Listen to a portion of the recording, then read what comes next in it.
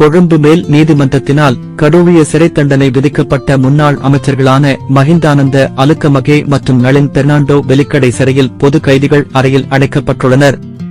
இதன்படி பொது கைதிகள் அறையில் அடைக்கப்பட்டு இருவருக்கும் சிறைச்சாலை உடை அணிவிக்கப்பட்டு தூங்குவதற்கு பாய் மற்றும் தலையணை வழங்கப்பட்டதாக தகவல்கள் தெரிவிக்கின்றன. 2015ஆம் ஆண்டு ஜனாதிபதி தேர்தல் காலத்தில் சதுச நிறுவனம் ஊடாக இறக்குமதி செய்யப்பட்ட 14,000 கேரம் பலகைகள் மற்றும் 11,000 தாம் பலகைகளை சட்டவிரோதமாக விளையாட்டு சங்கங்களுக்கு விநியோகித்து அரசுக்கு 53.1 மில்லியன் ரூபாய் இழப்பை ஏற்படுத்தியதாக குற்றம் சுமத்தப்பட்டிருந்தது. அது தொடர்பில் முன்னாள் அமைச்சர்களான மஹிந்தானந்த அலுக்கமகே மற்றும் நளின் பெர்னாண்டோவுக்கு எதிரான வழக்கில் கொழும்பு மேல் நீதிமன்றம் நேற்று மே 29, 2025 தீர்ப்பை வழங்கியது.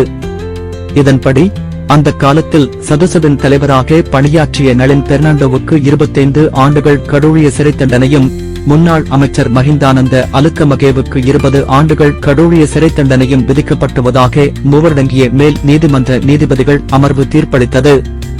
இது தவிர பிரதிவாதிகளான நளின் பெர்னாண்டோவுக்கு 4 இலட்சம் ரூபாய் அபராதமும், மஹிந்தானந்த அலுக்கமகேவுக்கு 2 இலட்சம் ரூபாய் அபராதமும் விதிக்கப்பட்டது.